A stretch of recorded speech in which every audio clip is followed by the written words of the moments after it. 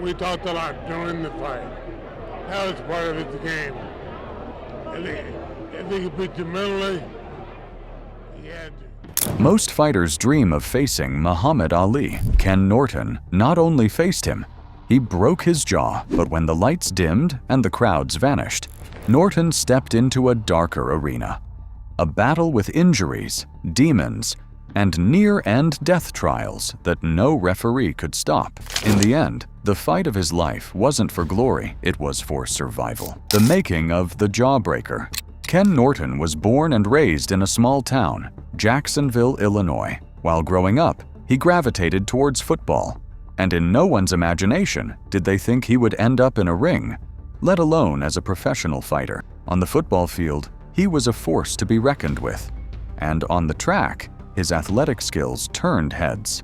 But the small-town life, even though he was surrounded by his community, didn't do him much good, as there were little or no opportunities available for someone who had such big dreams. So, with a desire to prove himself, he made a life-altering decision and joined the U.S. Marine Corps in 1963. The Marines became a place that forged the discipline and determination he would carry for the rest of his life. It was within the Corps that he first laced up boxing gloves. Initially, it was a way to let off some steam and a physical outlet, but as time went on, he soon realized that he was a natural when it came to boxing. He took this hobby to the next step and went into fighting and grabbing the title of the Marine Heavyweight title, and just like that, he was the best boxer to ever grace the ring and the Corps, and was also awarded the North Carolina AAU Golden Gloves, International AAU, and Pan American titles. After bagging all these titles, he decided he was fit enough to go pro in 1967. 3 years after going pro, he had a number of wins to his name. He had a unique fighting style, which was the crab-style cross-arm defense that easily kept his opponents at bay, making it difficult for them to land a clean shot. His record began to grow, and his reputation as a strong competitor started to spread. But while he was making a name for himself in the ring, he was facing an even tougher personal fight. While trying to make a name for himself in the boxing industry and earning less than $500 per fight, Ken was also shuffling being a single father, raising his son, Ken Norton Jr. During the day, he worked tirelessly at a Ford plant, and at night, he hit the gym and pushed his body to its limits. This dual role of father and fighter was his ultimate motivation. He laid this foundation of hard work and a consistent drive through his early professional career, racking up an impressive record that showed his potential. He was a fast-rising star in the heavyweight division, and everyone knew him as a man with a distinct look who could throw a hard punch. But it was a call in 1973 to fight a man considered the greatest of all time that would change everything. And nobody, not even Norton himself, could have predicted the shock it would send through the boxing world. After the fight between Ken and Jimmy Young, with Ken Norton winning, he was chosen as the rightful contender by the World Boxing Council, WBC, to go against Muhammad Ali. Most people in the boxing world saw it as an easy win for Ali, and for Ken Norton, it was a chance to prove himself as a worthy opponent and maybe the opportunity he so desperately needed. Ali's camp, and even Ali himself, didn't seem to take Norton seriously. For someone who wasn't on the same level as Ali at the time, Ali wasn't very impressed. The pre-fight interviews and weigh-ins showed a dismissive attitude towards him. Ali's famous trash talk was there, but it felt more like a quick joke than a real threat. When the two men stepped into the ring in San Diego, the crowd was buzzing with excitement for what they thought would be a short night. But as the bell rang, a different story unfolded. Right after the bell rang, Norton's truck defense, jerky style, and strong left jab gave Ali a lot of trouble. Everyone could see this was going to be a much harder fight than anyone had guessed. In the second round, Norton landed several sharp jabs and looping left hooks, hitting Ali consistently. Ali made some changes in the third round, using his famous quick footwork to move around the ring and land fast jabs. He did well when he was moving, but every time he decided to stand and trade punches with Norton, he got hit even harder. As the fight went on, Norton's game plan was working perfectly. He kept throwing vicious blows, landing 30-9 on Ali while having him pinned onto the ropes. At this time, everyone had come to realize Norton didn't come to play. It was obvious Ken Norton had prepped hard for that night. In the 9th round, Norton had another big moment, snapping Ali's head back with a hard jab. By the last round,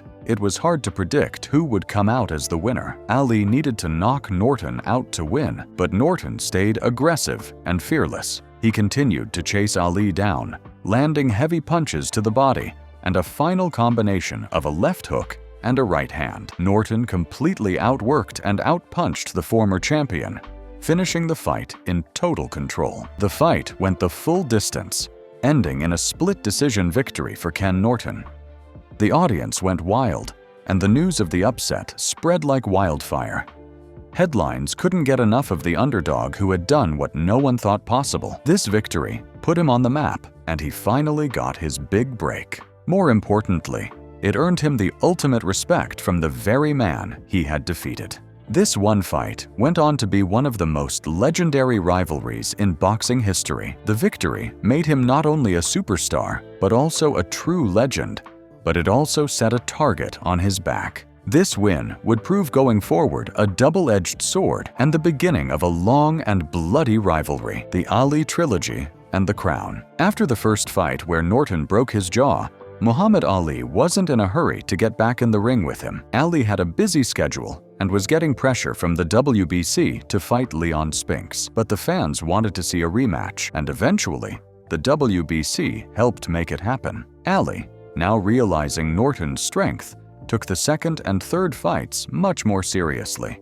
The nonchalant Ali from the first match was gone, replaced by a fighter with a new intensity. Norton, for his part, also made adjustments, and the two went on to create a rivalry for the history books. The third and final fight at Yankee Stadium was the most controversial. For 15 brutal rounds, the two men traded punches. Norton seemed to be in control for most of the fight, landing more punches and pushing Ali around the ring. When the final bell rang, most people at ringside, including reporters and experts, were sure Norton had won. But when the judges' scores were announced, Ali was given the victory by a very close decision. It was a heartbreaking loss for Norton, but it also made his reputation stronger. Even in defeat, he was seen as Ali's most challenging opponent. In a strange twist of fate, Norton would get his shot at a heavyweight title a year later. After Muhammad Ali lost his title to Leon Spinks, the WBC ordered Spinks to fight Norton, but Spinks refused, and in a move that showed the complicated side of boxing, the WBC stripped Spinks of the title and gave it to Ken Norton. It wasn't the way he wanted to win a championship, but he quietly accepted the crown he had fought so hard for. His time as champion was short, though. His first and only title defense was against a young, hungry fighter named Larry Holmes. Their 15-round battle is still talked about as one of the greatest heavyweight fights in history. Both men showed incredible heart, taking and delivering huge punches. In the end, Norton lost a very close split decision, which cost him his title.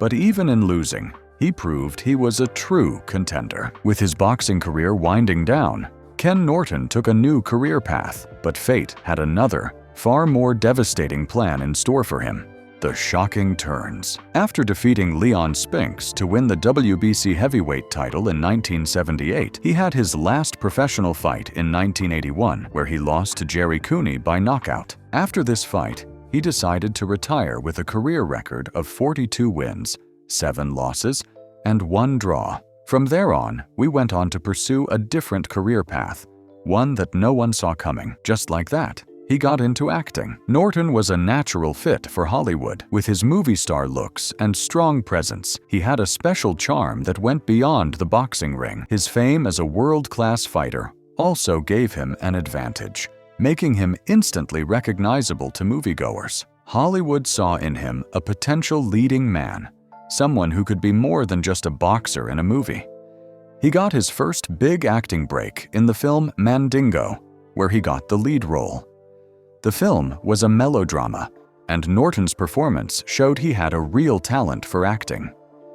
He also appeared in another movie called Drum. building on his reputation as a new kind of action hero.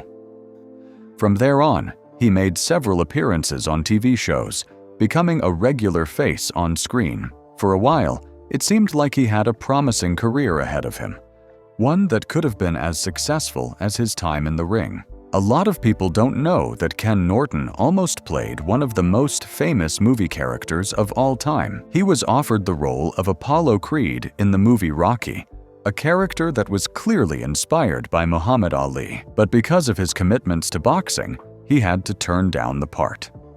The role went to Carl Weathers instead, and Apollo Creed became a movie icon. During this time, Norton was living the high life. He was often seen at fancy parties, mingling with other celebrities, and enjoying the benefits of his success in both boxing and acting. No longer seen as the guy who broke Ali's jaw, Ken Norton had become a star in his own right. He was making a lot of money, and it seemed like the difficult days of working at a Ford plant were a thing of the past. He was doing so well, everything seemed to be perfect. And he was not only a boxing legend, but also a Hollywood star and a devoted father. But in a split second, a horrific accident would take it all away, leaving him to face the toughest fight of his life outside the ring. In February 1986, Norton worked at a training camp in San Jose and decided to drive back home to Los Angeles that night, and that decision would forever change the course of his life. As usual, he was driving in his Clenet Series 1 automobile that night, but in an instant, a simple drive turned into a nightmare. In the blink of an eye, Norton's car hit a curb on the on-ramp, causing it to ricochet and hit another curb before going over the side of the roadway. His car flipped over, and in the chaos, he was thrown from the vehicle. His car landed on top of him, pinning him under the weight of the wreckage. The scene was one of total destruction, as the boxing champion, who had fought and defeated some of the strongest men in the world, was now completely helpless, crushed, and fighting for his life. A passing motorist, a man named Joe, saw the crash and stopped. Without a second thought, he ran to the car. Seeing Norton trapped, he somehow managed to lift the car just enough for Norton to get free. Norton had suffered a fracture to his skull, a broken jaw and knee, and a long list of other fractures and injuries that needed multiple surgeries just to put his body back together. But his most serious wounds weren't the ones you could see. The crash caused severe brain trauma and permanent damage to his vocal cords. The man who had once been a confident speaker and a promising actor now had slurred speech. This single injury ended his acting career before it could really take off and completely changed how he was able to communicate with anyone. He was no longer the strong fighter. He was now the boxer who couldn't speak. The accident forced Ken Norton to face a new and difficult reality.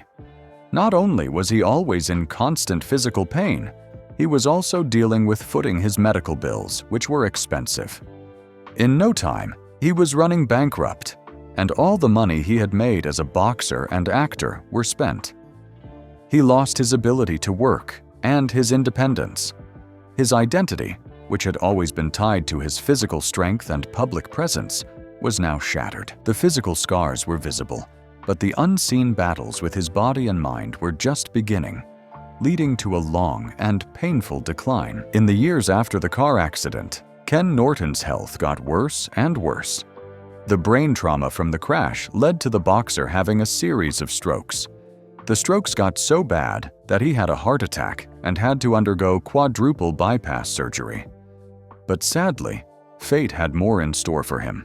Somewhere along the line, Norton was also diagnosed with prostate cancer, which he successfully overcame. Even while battling with his health, he made a public appearance at Muhammad Ali's 70th birthday celebration, as well as other boxing events and conventions. Despite his immense personal suffering, the true measure of a man's character is in how he faces adversity. And even in his darkest moments, Ken Norton never lost his dignity, his final years, and lasting legacy. In his final years, Ken Norton lived a quiet life, mostly out of the public eye he had once commanded. After all the public battles, he was put in a living care home in Las Vegas. His focus changed completely from the world of fame to the one thing that had always mattered most: his family. He spent his time with the people who loved him, finding comfort and joy in their company. It was in these simple, everyday moments that his true strength shone through. The man who had been a great example of what strength was now a gentle and loving father and grandfather, finding purpose in their happiness. His greatest source of pride during this time was watching his son, Ken Norton Jr., build his own successful life. Ken Jr. wasn't just living in his father's shadow, he became a star in his own way. He became a very successful football player in the NFL, and later a respected coach. For a father who had worked so hard at a Ford plant to provide for his son, seeing him reach such heights was the ultimate reward. It was a clear sign that all the sacrifices, the early mornings and late nights in the gym, had truly paid off. Even as his own body failed him, Ken Norton found immense satisfaction in the triumphs of his children. Even though he lived a more private life, it was almost impossible for the boxing world to forget the man who humbled Muhammad Ali. In 1992, he received the highest honor of being placed in the International Boxing Hall of Fame. The ceremony brought together not just boxing legends, but also sport's biggest legends to celebrate his career. It was a public acknowledgement that his legacy was about more than wins and losses. The boxing community, which understood the battles he had fought more than anyone, came together to show their support and honor the fighter who had faced so much. In his last years, Norton's still health continued to decline. He had lived for so long with the physical burdens of his accident and the strokes that followed. He was a champion in every sense of the word, enduring pain in dignity. But in September 2013, after a long battle with congestive heart failure, he passed away at the age of 70. His death was met with sadness, but also with a sense of peace. He had suffered for so long, and his passing was a quiet, gentle end to a life of immense struggle and triumph. It was a release from the pain that had been his constant companion for decades. He left this world with the same dignity he had always carried, a dignity that shone through every hardship he faced. His legacy wasn't just in the famous fights he won, but in the way he fought every single day of his life. Even after his passing, Ken Norton's story continued to impact the world. He was laid to rest at Evergreen Cemetery in his hometown of Jacksonville, Illinois. But his death sparked a much-needed conversation in the sports world. It brought attention to the long-term effects of boxing. It brought to light the physical toll the sport takes on a fighter's body, especially when it comes to head trauma, not because Ken was directly affected, but because he took trauma to the head during his accident. It also raised questions about how retired fighters are treated and whether they get the financial and medical support they need after their careers are over. And as anyone would expect, tributes poured in from all over. The boxing community, which had always respected him as a man of honor, spoke about his bravery and character. Muhammad Ali, his greatest rival and a lifelong friend, said that Ken was a winner in life and his toughest opponent. George Foreman praised him as a gentleman and a warrior, saying that Norton was one of the greatest fighters of all time. Sports figures and fans alike shared stories about his kindness and strength, celebrating not just the punches he threw, but the person he was outside the ring. Long after his last fight, people continue to share his story, appreciating his character and the way he faced his struggles with dignity. Ken Norton's life was not just about being a champion in the ring. His greatest win was in how he faced the unimaginable hardships of his later life. We've seen the battles he won and the ones he fought. Now, we want to hear from you. After watching his journey, what part of Ken Norton's life do you think showed the most courage? His victory over Muhammad Ali, or the grace he showed while living with the painful effects of his accident? We want to know what you think in the comments below. And if you enjoyed this video, be sure to hit that like button, subscribe, and turn on the notification bell so you don't miss our next video.